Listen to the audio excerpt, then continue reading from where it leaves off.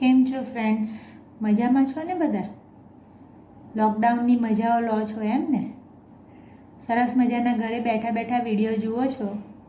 તો હવે એ વિડીયોમાં લાસ્ટ ટાઈમ આપણે ટ્રેક્સ ટુ તાજનગરવાળું કમ્પ્લીટ કર્યું હતું અને સીતાપુર સ્લાઇડનો પહેલો પેરેગ્રાફ આપણે પૂરો કર્યો હતો અને એમાં જોયું હતું કે ઉત્તર પ્રદેશની જે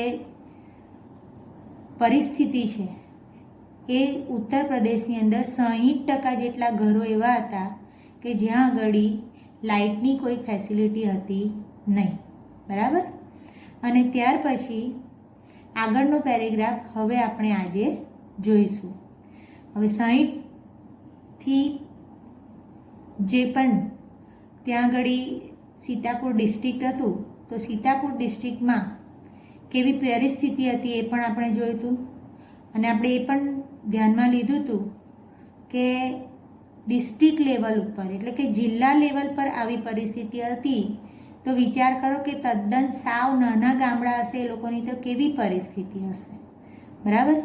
તો આ પરિસ્થિતિનો સામનો MGP દ્વારા બધી આખી પરિસ્થિતિ બદલવાની કોશિશ કરવામાં આવી હતી ને એમણે કયા પ્રયત્નો કર્યા હતા એ પણ આપણે જોયું હતું કે એ લોકો એકસાથે બે સોલાર પેનલ લગાડતા હતા જેથી કરીને ઘણા બધા લોકોને એકસાથે તે લોકો કનેક્ટ કરી શકે. બરાબર? હવે આજે આપણે એનો સેકન્ડ પેરેગ્રાફ જોઈએ. Village by village MGP is building a network of low cost. બરાબર? વિલેજ બાય વિલેજ એટલે શું? એક ગામથી બીજે ગામ.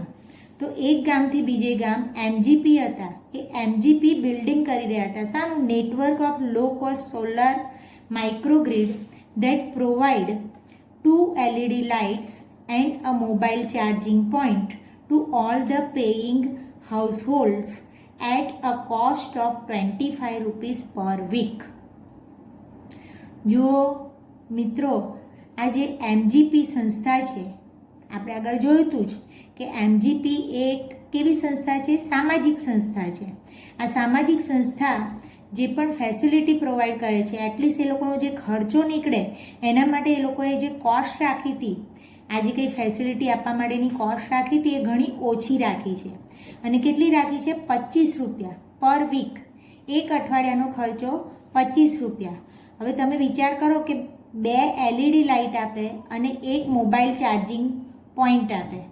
આટલી 3 વસ્તુ એ લોકો 25 રૂપિયામાં આપતા હતા દર અઠવાડિયે. બરાબર? તો MGP એ આખું નેટવર્ક ઊભું કર્યું હતું અને એ નેટવર્ક લો કોસ્ટ ઓછી કિંમતવાળું હતું. અને આ ઓછી કિંમત એટલે કેટલી? તો કે 25 રૂપિયા દર અઠવાડિયાના. અને આ આખો વીજ પ્રવાહ એટલે કે microgrid that provide 2 LED light and a mobile charging point to all paying households. બરાબર? જે લોકો આપે એનું પેમેન્ટ આપે એ લોકોને આપવામાં આવતું હતું at the cost of 25 rupees per week. That is cheaper than kerosene. અને આ જે છે દર અઠવાડિયાના 25 રૂપિયા that is cheaper than kerosene which can cost almost double across a month. હવે તમે વિચાર કરો કે એક મહિનાની અંદર 4 અઠવાડિયા આવે. બરાબર? આ 4 અઠવાડિયાની અંદર તો 25 ચોક 100 રૂપિયા થાય. એની જગ્યાએ સામે કેરોસીન જો વાપરવામાં આવે ઉર્જાના સ્ત્રોત તરીકે તો કેરોસીનનો ખર્ચો કેટલો થતો હતો? ડબલ્ડ અક્રોસ અ મંથ. એક મહિનામાં આનો 200 રૂપિયા ખર્ચો થતો હતો કેરોસીનનો. તમને કદાચ ટ્વિસ્ટ કરીને આવો પ્રશ્ન પણ પૂછવામાં આવે કે કેરોસીન દ્વારા કેટલો ખર્ચો થતો હતો. બરાબર? તો that is cheaper than kerosene. That is એટલે શું? તો કે આ જે MGP દ્વારા જે ફેસિલિટી આપવામાં આવતી હતી એ ફેસિલિટી ચીપર હતી, સસ્તી હતી. કોના કરતાં? કેરોસીનના ખર્ચા કરતાં. Which can cost almost double across a month. બરાબર? તો કેરોસીનથી ખર્ચો કરીએ અને ઉર્જા પ્રાપ્ત કરીએ તો એમાં કેટલો ખર્ચો થતો હતો? 200 રૂપિયા. અને તમે LED લાઇટ માઇક્રોગ્રીડ તમારા ઘરે જોઈન કરાવે એટલે કે ગામના લોકોના ઘરમાં જોઈન કરવામાં આવે ને એનો જે ખર્ચો થતો હતો એ પર મંથ 100 રૂપિયા થતો હતો. બરાબર? પર મંથ 100 રૂપિયા થતો હતો. જ્યારે અહીંયા આગળ કેરોસીનનો ખર્ચો કેટલો થતો હતો? 200 રૂપિયા. અહીંયા પર વીક આપ્યું છે એટલે 25 રૂપિયા લખેલું છે, બરાબર. એટલે આ તો જસ્ટ તમારા નોલેજ માટે કે કઈ રીતની ગણતરી કરવામાં આવે છે એક મહિનાના લાઇટની. કારણ કે આપણે લાઇટ બિલ તો કઈ 2 મહિને એકવાર ભરતા હોઈએ છીએ, બરાબર ને. તો એ પણ આપણે ધ્યાનમાં રાખવું પડે. ખાસ કરીને તમારા મમ્મી પપ્પાને આ બધી બાબતની વધારે ખ્યાલ આવે, કારણ કે દર મહિનાના બિલો તો એ જ લોકો ભરે છે ને. હજી તમને એ બધા ખર્ચાની બહુ અણસાર છે નહીં, બરાબર. પણ આ તમારા નોલેજ માટે કે આ જે માઇક્રોગ્રીડ દ્વારા LED લાઇટ મળતી હતી ને મોબાઈલ ચાર્જિંગનો પોઈન્ટ મળતો હતો, એનો ખર્ચો મહિનાનો 100 રૂપિયા થતો હતો. અને કેરોસીન દ્વારા જે કંઈ પણ ઘરની અંદર ઈંધણ લાવવામાં આવતું હતું કે જે પણ ખર્ચો થતો હતો એ લગભગ 200 રૂપિયા જેટલો, એટલે કે ડબલ થતો હતો, બરાબર. Solar power as a smokeless source of light. હવે કેરોસીનથી દીવો પ્રગટે તો સ્મોક થાય, જ્યારે અહીંયા આગળ સોલાર પાવરથી એટલે કે સૌર ઉર્જાથી જ્યારે આ સોર્સ પ્રોવાઈડ કરવામાં આવતું હતું તો સ્મોકલેસ સોર્સ ઓફ લાઇટ. તો લાઇટ કેવી રહેતી હતી? સ્મોકલેસ, એટલે કે બિલકુલ ધુમાડા વગરની. Comes with added benefits.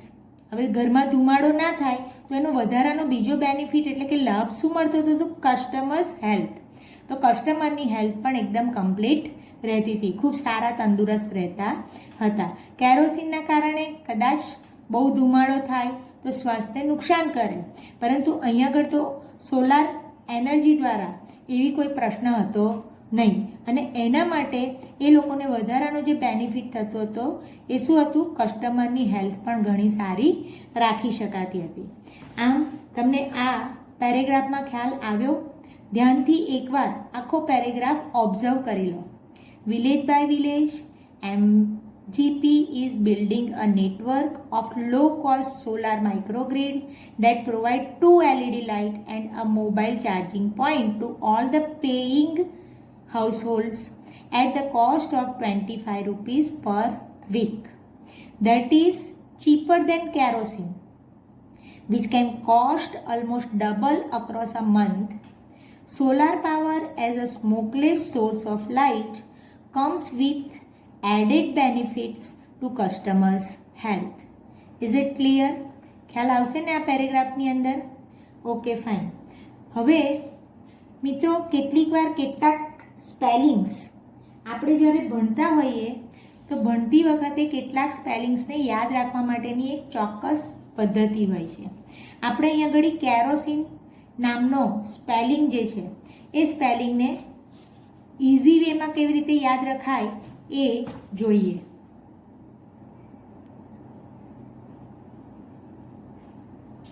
આ easy way just for your knowledge છે અને તમને એક ટ્રીક બતાવું છું કે તમે આ રીતે બીજા સ્પેલિંગો માટે પણ પોતાની રીતે સ્પેલિંગને યાદ રાખવા માટેની ટ્રીક્સ અપનાવી શકો. દાખલા તરીકે તમારા મોટા ભાઈ હોય અને એના કંઈક લગ્ન નક્કી કર્યા હોય અને એમના જે ફિયાન્સી હોય એ ફિયાન્સીને જ્યારે એ મળવા જાય તો મળવા જતી વખતે એને પૂછે, ફિયાન્સી પૂછે, શું પૂછે? તો કે કેને. તો કેનેનો સ્પેલિંગ તો તમને આવડે, કે અને ને. તો શું? કેને, કેને કેને શું લાવ્યો છું તું મારા માટે? તો લાવ્યો છે માટે શું લખશો? રોઝ. સામાન્ય રીતે છોકરો છોકરી એકબીજાને મળતા હોય તો રોઝ આપતા હોય છે, બરાબર. તો અહીંયા ઘડી કેને કેને શું લાવ્યો છે? તો કે રોઝ લાવ્યો છે. મિત્રો આ એક ટ્રીક છે કોઈ પણ સ્પેલિંગને અલગ રીતે યાદ રાખવાની. તમે આ રીતે સ્પેલિંગ માટેની કોઈને કોઈ ટ્રીક્સ રાખશો તો આવા ઘણા બધા જે અઘરા સ્પેલિંગ હોય, આ સ્પેલિંગ અઘરો તો નથી પરંતુ સીનમાં એસી લખવાનું કે SIN લખવાનું એમ કરીને ઘણા બધા વિદ્યાર્થીઓ ખોટો સ્પેલિંગ પણ લખી દેતા હોય છે. પણ તમારો સ્પેલિંગ સદાના માટે સાચો જ રહે એના માટે આ મેં તમને એક ટ્રીક બતાવી છે. બોલો મિત્રો, તમને આ ટ્રીકથી કેરોસીનનો સ્પેલિંગ કાયમ માટે રહી જશે ને યાદ? શું યાદ રાખશો? કેને કેને શું લાવ્યો છું તું મારા માટે?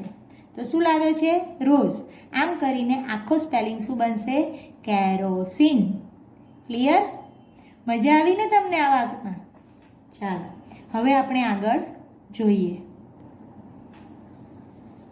આપણે જે પેરેગ્રાફ કમ્પ્લીટ સમજ્યા, હવે એના નવા શબ્દોને આપણી નોટબુકમાં નોંધીએ. મિત્રો, તમે તમારી નોટબુકમાં નવા શબ્દોને નોંધવાનું શરૂ કરો. હવે પહેલો શબ્દ તમારે લખવાનો છે ટુ પ્રોવાઈડ. પ્રોવાઈડ કરવું એટલે શું? પૂરું પાડવું. બરાબર? તો એમજીપી શું પ્રોવાઈડ કરતા હતા? તો આપણે એ સેન્સની અંદર ખબર જ છે આપણને કે 2 LED લાઇટ્સ અને એક મોબાઈલ ચાર્જિંગ પોઈન્ટ આટલું પ્રોવાઈડ કરતા હતા. બરાબર? ચીપર. ચીપર એટલે સસ્તું, પણ કોના કરતાં?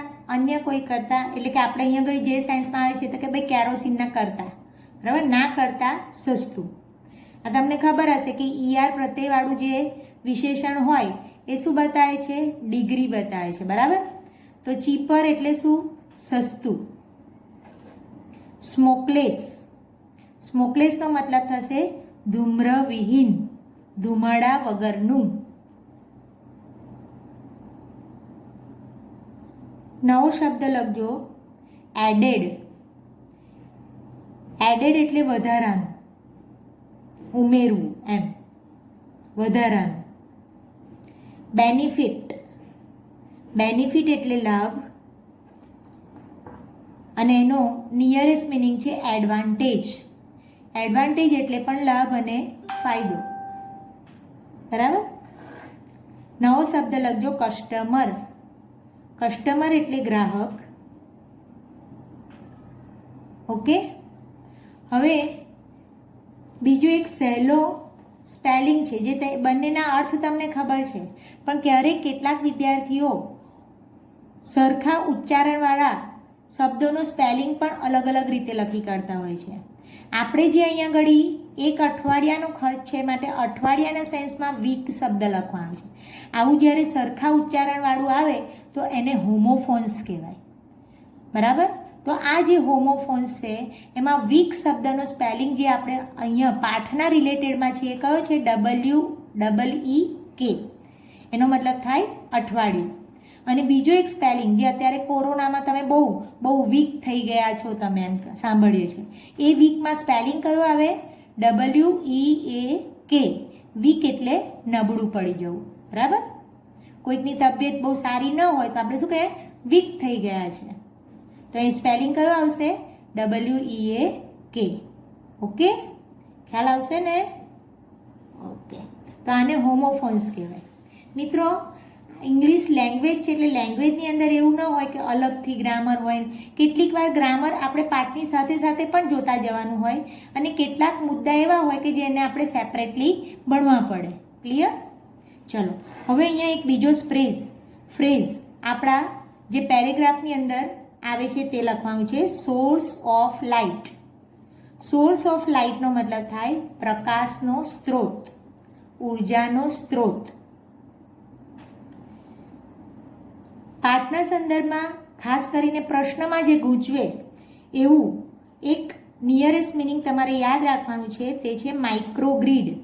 માઇક્રો એટલે પણ નાનું, અને મિની ગ્રીડ, એમાં મિની એટલે પણ નાનું.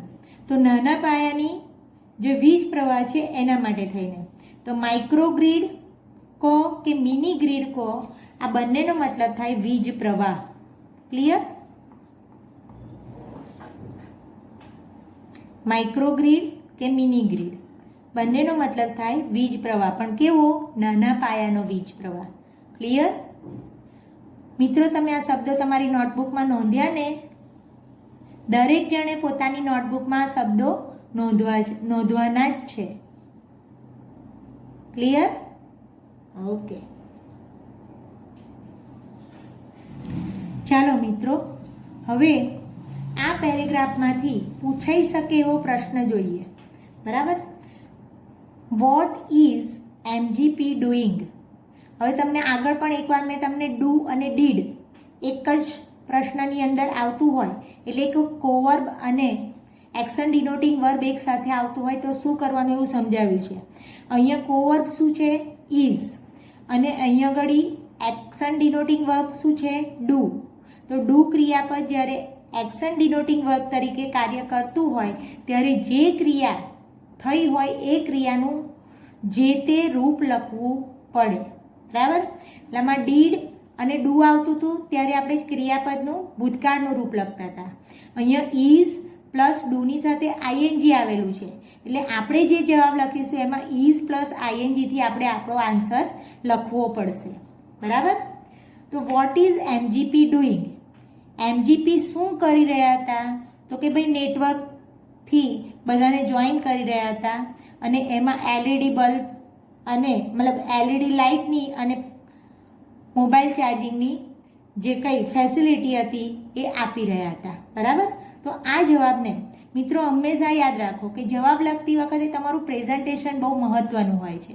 તમે જ્યારે પણ જવાબ લખો તો તે જવાબનું પ્રેઝન્ટેશન એટલે કે તમારું લખાણ કઈ રીતનું છે એના પર જેટલું સ્પષ્ટ તમારું લખાણ હશે, ભલે તમને બધું આવડતું હશે પણ જો તમારું લખાણ સ્પષ્ટ નહીં હોય તો તમને ઘણીવાર સાચું હોવા છતાં યોગ્ય રીતે માર્ક મળતા નથી. એટલે આપણું પ્રેઝન્ટેશન એવું હોવું જોઈએ કે બને એટલું એકદમ સ્પષ્ટ હોવું જોઈએ, બરાબર. જુઓ અહીંયા લખ્યું છે, પ્રશ્નમાંથી જ જવાબની શરૂઆત કરીએ તો એમજીપી શું કરી રહ્યા હતા? તો એમજીપી ઇઝ પછી જે ક્રિયા થાય છે એને આઈએનજી વાળું રૂપ. તો MGP is building a network of low cost solar microgrids, બરાબર. તો ઓછા ભાવનું જે કંઈ વીજ પ્રવાહ આપી શકે એનું નેટવર્ક કરવામાં આવતું હતું, બરાબર. એનું આખું જાળું બનાવવામાં આવતું હતું કોના દ્વારા? એમજીપી દ્વારા. ધેટ પ્રોવાઈડ અને પાછું શું પ્રોવાઈડ કરવામાં આવતું હતું, શું પૂરું પાડવામાં આવતું હતું? આ લો કોસ્ટ પર એટલે કે ઓછી કિંમત પર શું આપવામાં આવતું હતું? તો કે 2 LED lights and a mobile charging point to all the paying households. ગમે તેને નથી આપવામાં આવતું, જે 25 રૂપિયા આપતા હોય એ લોકોને, બરાબર. Paying households at a cost of 25 rupees per week, બરાબર. દર અઠવાડિયાના 25 રૂપિયા જે લોકો પે કરે એ લોકોને આ એમજીપી દ્વારા 2 એલઈડી લાઇટ અને 1 મોબાઈલનું ચાર્જિંગ પોઈન્ટ એ લોકોને આપવામાં આવતું હતું. ક્લિયર? ખ્યાલ આવશે ને આ પ્રશ્નનો જવાબ? ઓકે મિત્રો, તમે આ પ્રશ્નોના જવાબને પણ તમારી નોટબુકમાં કન્ટિન્યુઅસલી નોંધતા જ રહેજો, બરાબર. ચાલો હવે બીજો પ્રશ્ન જોઈએ. What are the advantages of solar power? Solar power એટલે સૌર ઉર્જા. તો સૌર ઉર્જાના કયા કયા ફાયદા છે? હવે આપણે પેરેગ્રાફમાંથી જોઈને લખીએ તો પેરેગ્રાફની લીટીઓ તો આપણને તરત ઓળખી જવાય છે, પરંતુ પેરેગ્રાફની જે લીટીઓ છે એને એકદમ સ્પષ્ટતા સાથે કેવી રીતે ડેમોન્સ્ટ્રેટ કરવાની આન્સરમાં તે જુઓ. What are the advantages of solar power? સૌર ઉર્જાના કયા કયા ફાયદા છે? તો ધ એડવાન્ટેજીસ આર, બરાબર. જે ક્રિયાપદનો પ્રશ્ન છે એના ક્રિયાપદથી આપણે જવાબ લખીએ. આર પહેલું તો શું હતું કે solar power is cheaper than kerosene. કેરોસીનનો સ્પેલિંગ તો તમને પાક્કો જ આવડી ગયો, બરાબર ને. તો solar power is cheaper than kerosene, આ એનો પહેલો ફાયદો. બીજું શું હતું? તો કે ભાઈ એમાં ધૂમ્ર એટલે કે ધુમાડો થતો ન હતો. તો સ્મોકલેસ સોર્સ ઓફ લાઇટ. આજે સોલાર પાવરથી જે પણ લાઇટ મળતી હતી એ કેવી હતી? સ્મોકલેસ સોર્સ હતો, બરાબર. અને સ્મોકલેસ એટલે કે ધુમાડા વગરનું હતું એટલે એ કોની હેલ્થ માટે સારું હતું? ગુડ ફોર કસ્ટમર્સ હેલ્થ, અને કસ્ટમર્સની હેલ્થ માટે બહુ સારું હતું. Is it clear? તો આ રીતે તમે જ્યારે પોઈન્ટ વાઇઝ આન્સર લખો છો તો પેપર ચેક કરનાર વ્યક્તિને એ એકદમ સ્પષ્ટ થઈ જાય છે અને તમારો આન્સર પણ ક્લિયર છે, તમારી સમજણ પણ ક્લિયર છે, ચેક થાય છે. માટે તમને માર્ક્સ અહીંયા આગળ બહુ પૂરેપૂરા મળવાના ચાન્સીસ રહેતા હોય છે, બરાબર. ચલો આ જ પેરેગ્રાફનો એક ત્રીજો પ્રશ્ન જોઈએ. વોટ ફેસિલિટીઝ, હવે ફેસિલિટીઝ એટલે શું? સગવડ. What facilities does MGP provide with a network of low cost solar microgrids, બરાબર. કઈ ફેસિલિટી આપવામાં આવતી હતી નેટવર્ક દ્વારા, ઓછા પૈસાના નેટવર્ક દ્વારા કઈ ફેસિલિટી આપવામાં આવતી હતી? તો જુઓ, ધ ફેસિલિટીઝ એમજીપી, હવે અહીંયા ડઝ છે અને પ્રોવાઈડ છે, એટલે આપણે અહીંયા શું લખ્યું? પ્રોવાઈડ્સ. બરાબર? કેટલાક લોકો શું કરે, કેટલાક વિદ્યાર્થીઓ the facilities MGP provide are એમ કરીને લખે, પણ અહીંયા આગળ ડઝ આપ્યું છે એનું પ્રેઝન્ટેશન તો તમારે બતાવવું જ પડે ને. તો અહીંયા આગળ આર કરીને લખવું, એની જગ્યાએ તમે ડઝ આપ્યું છે તો પ્રોવાઈડ્સ લખશો તો તમારો આન્સર વધારે પ્રોમ્પ્ટ કહેવાશે. Is it clear? Okay. The facilities MGP provides, MGP જે ફેસિલિટી આપતા હતા તે ફેસિલિટીમાં શું હતું? 2 LED લાઇટ્સ, અને બીજું શું હતું? અ મોબાઈલ ચાર્જિંગ પોઈન્ટ. પછી પાછું પ્રશ્નમાંથી લખવાનું, with a network of low cost solar માઇક્રોગ્રીડ્સ. અહીંયા માઇક્રોગ્રીડ લખ્યું તો આપણે બી જવાબમાં માઇક્રોગ્રીડ લખવાનું. અહીંયા મિની ગ્રીડ લખ્યું હોત તો આપણે બી જવાબમાં મિની ગ્રીડ લખત. ક્લિયર આવ્યો? ખ્યાલ આવ્યો તમને?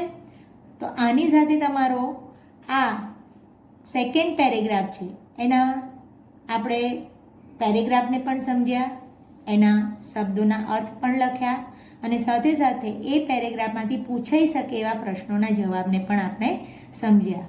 મિત્રો, હું તમને વારંવાર કહી રહી છું કે તમારે આ બધા જ પ્રશ્નોને તમારી નોટબુકમાં પણ નોંધવાના છે. શબ્દાર્થ અને પ્રશ્નો આ બંને વસ્તુ તમારી નોટબુકમાં નોંધાયેલું હોવું જોઈએ.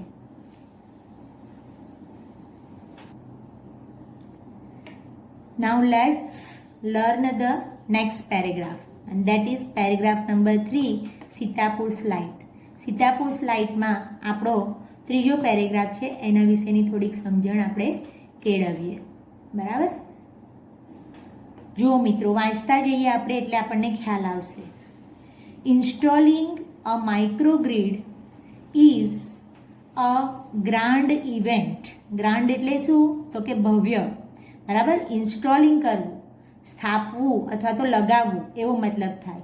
તો માઇક્રોગ્રીડ લગાવવાનું અથવા તો માઇક્રોગ્રીડને ઇન્સ્ટોલ કરવાનું કે સ્થાપવાનું એ ગામની અંદર કેવો ભવ્ય, જાણે બહુ મોટો ઉત્સવ ન હોય, ઇવેન્ટ એટલે ઉત્સવ અથવા તો ઘટના. બરાબર? આખો જે કાર્યક્રમ હતો માઇક્રોગ્રીડને ઇન્સ્ટોલ કરવાનો એ ગામની અંદર કેવો હતો? ઇવેન્ટ જેવો, એટલે કે જાણે બહુ મોટો પ્રસંગ ના લઈને બેઠા હોય એવું લાગે. તો installing a microgrid is a grand event in the village and everyone gets involve. તમને કદાચ ખ્યાલ હશે એ પ્રમાણે જે લોકોના ગામની અંદર ઘરો હોય ને, તો ગામમાં કોઈ એક ઘરની અંદર પણ કંઈક નવું થાય ને તો આખા ગામના લોકો બધા જોવા આવે.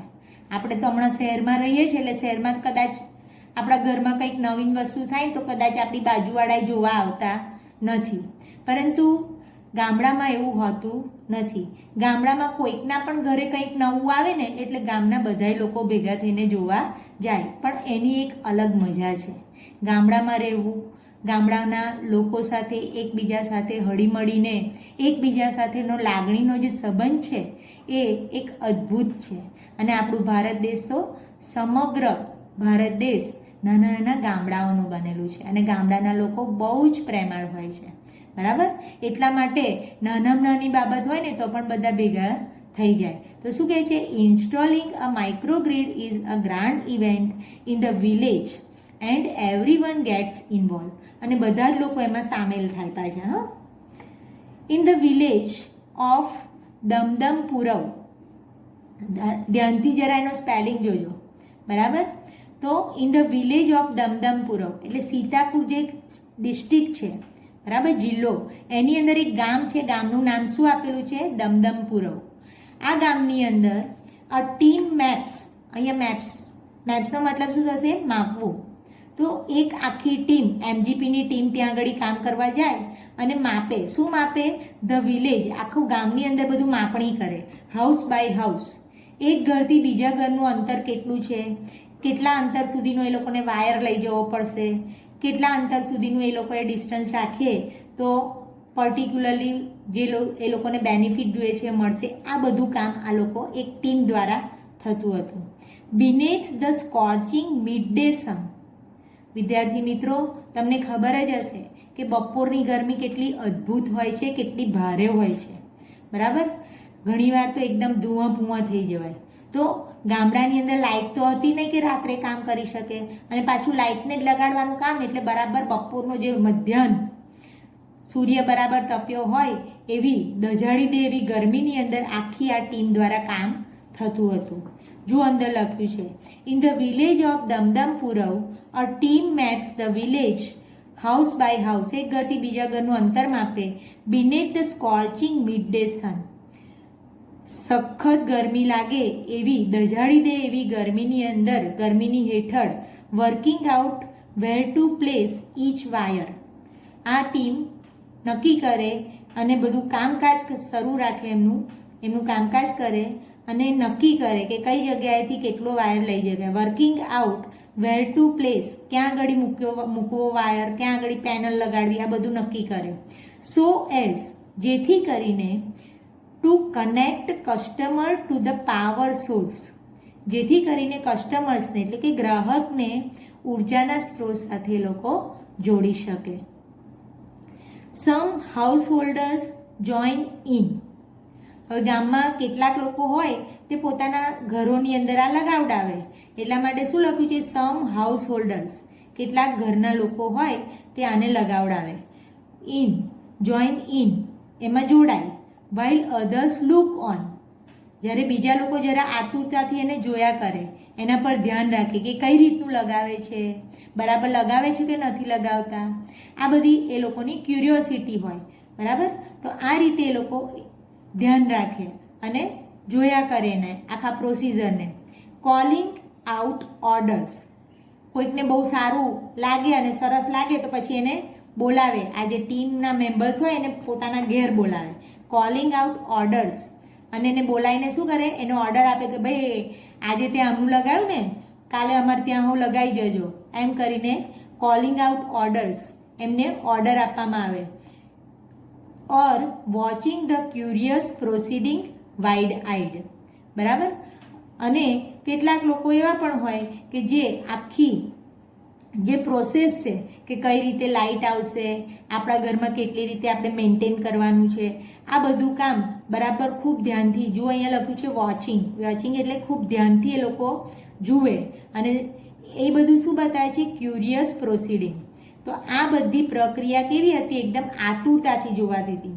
અને પાછી વાઇડ આઈડ, વાઇડ આઈડનો મતલબ શું થાય, આશ્ચર્યજનક રીતે. તો આ જે ગામના લોકો હતા એ ગામના લોકો ખૂબ જ આતુરતાથી આખી પ્રક્રિયા કઈ રીતની થાય એને ખૂબ ધ્યાનથી જોતા હતા. ખ્યાલ આવ્યો તમને આ પેરેગ્રાફની અંદર? ચલો હવે એકવાર ધ્યાનથી અંડરલાઇન કરેલા શબ્દો ઉપર નજર કરજો. ઇન્સ્ટોલિંગ કરવું એટલે સ્થાપવું અથવા લગાવવું. ગ્રાન્ડ એટલે ખૂબ જ ભવ્ય. ઇવેન્ટ એટલે પ્રસંગ અથવા તો ઘટના. ઇન્વોલ્વ કરવું એટલે સામેલ કરવું. નવો શબ્દ છે બીનેથ. બીનેથનો મતલબ થશે ના હેઠળ, બરાબર. અહીંયા આગળ બીનેથ કયા સેન્સમાં છે, ગરમી હેઠળ, મતલબ ભર બપોરે એ લોકો કામ કરતા હતા. સ્કોર્ચિંગ એટલે દઝાડી દે તેવું. મિડ ડે સન, મધ્યાહનનો સૂર્ય હોય ત્યારે. નેક્સ્ટ વર્ડ તમારે નોટ ડાઉન કરવાનું છે લુકોન. લુકોન એટલે ના પર જોયા કરવું. ક્યુરિયસ, ક્યુરિયસ એટલે આતુરતાથી. પ્રોસિડિંગ એટલે પ્રક્રિયા. અને વાઇડ આઈડ એટલે સરપ્રાઈઝ, બરાબર. ચાલો હવે આ શબ્દને તમે તમારી નોટબુકમાં નોંધો.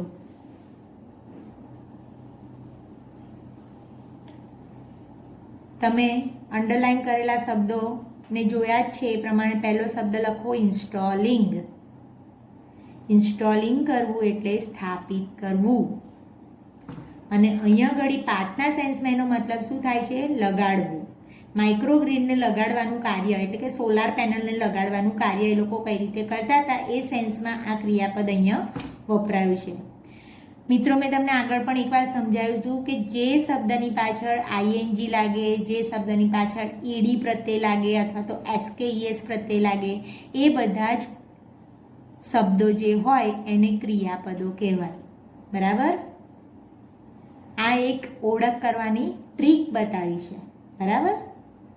ચાલો હવે એના પછીનો નવો શબ્દ છે ગ્રાન્ડ. ગ્રાન્ડ એટલે ભવ્ય. ઇવેન્ટ. ઇવેન્ટ એટલે ઘટના અથવા તો ઉત્સવ પણ તમે લખી શકો.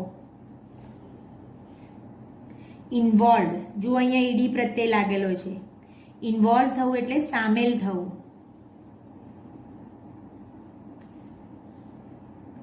ચલો એના પછી નવો શબ્દ છે ટુ મેપ. ટુ મેપનો મતલબ થાય માપવું. અને તમે સામાજિક એટલે કે તમારી સમાજ વિદ્યા કે તમારા સામાજિક વિજ્ઞાન જે કંઈ છે એની અંદર મેપ એટલે કે નકશો જે તૈયાર કરો છો એના માટે સ્પેલિંગ તો આનો આ જ રહે, પરંતુ મેપ જ્યારે નાઉન તરીકે વપરાય તો એનો અર્થ થાય નકશો, અને મેપ જ્યારે ક્રિયાપદ તરીકે વપરાય તો એનો અર્થ થાય માપવું. ક્લિયર? ઓકે. આ બધું પણ તમારે તમારી નોટબુકમાં નોંધતા રહેવું. ચલો એના પછી છે બિનેથ. બિનેથનો મતલબ થાય ના નેજા હેઠળ. ગરમીના નેજા હેઠળ એટલે ગરમી હેઠળ એ લોકો કામ કરી રહ્યા હતા, એ સેન્સમાં અહીંયા આગળ એનો મતલબ થાય છે બિનેથ. આમ તો બિનેથનો બીજો મતલબ થાય તળિયું. ભોંયતળિયું હોય બિનેથ, ખૂબ ઊંડાણની અંદર હોય તેને પણ આપણે કહી શકીએ બિનેથ. બિનેથ એટલે એકદમ તળિયાનો ભાગ. ચલો એના પછી mid day son.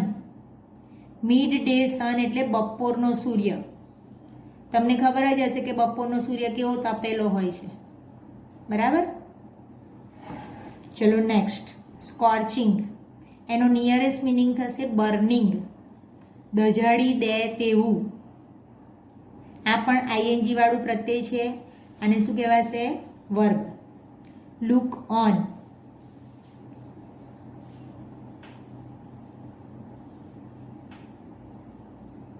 Look on એટલે ના પર જોવું. જે આખી પ્રોસિજર થતી હોય એના પર બરાબર ધ્યાનથી એ લોકો જોતા હતા, એ સેન્સમાં અહીં આગળ લુક ઓનનો મતલબ થાય છે. બરાબર. નેક્સ્ટ વર્ડ લખજો ક્યુરિયસ. ક્યુરિયસ એટલે આતુરતા. પ્રોસીડિંગ પ્રક્રિયા. આખી પ્રક્રિયા એ લોકો કઈ રીતે જોયા કરતા હતા એની વાત છે. Wide eyed. એનો નિયરેસ્ટ મિનિંગ થશે સરપ્રાઇઝ, અને ગુજરાતી અર્થ થશે એનો આશ્ચર્યતાથી. મિત્રો ખ્યાલ આવે છે ને તમને?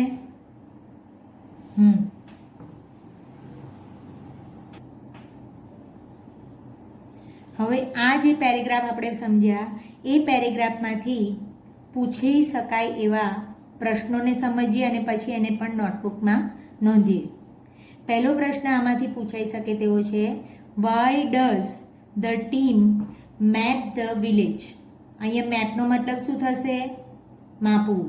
બરાબર. ધ ટીમ, હવે ડઝ અને મેપ છે તો શું થશે? Maps. The team maps the village to work out. કામ કરવા માટે. વેર ટુ પ્લેસ ઈચ વાયર. કામ કરતી વખતે કયો વાયર ક્યાં લગાવવાનો એના માટે એ લોકો ગામને માપતા હતા. બરાબર. સાથે સાથે બીજું શું હતું? જેથી કરીને સો as two connect the customer to the power source. જેથી કરીને કસ્ટમરને એટલે કે ગ્રાહકોને પાવર સોર્સ સાથે એટલે કે ઉર્જાના સ્ત્રોત સાથે જોડી શકાય. બરાબર. તો કસ્ટમરની જે લાઇટ માટેની ડિમાન્ડ છે એ ડિમાન્ડ એમના ઉર્જાના સ્ત્રોત સાથે કનેક્ટ કરવા માટે થઈને ટીમ જે હતી એ ટીમ આખા ગામને અંદર માપવાનું કામ કરતી હતી. ક્લિયર? ફરી એકવાર આન્સર વાંચી લઈએ. The team maps the village to work out where to place each wire. એ રીતે કામ કરવા માંગતા હતા કે દરેક વાયરને ક્યાં મૂકી શકાય.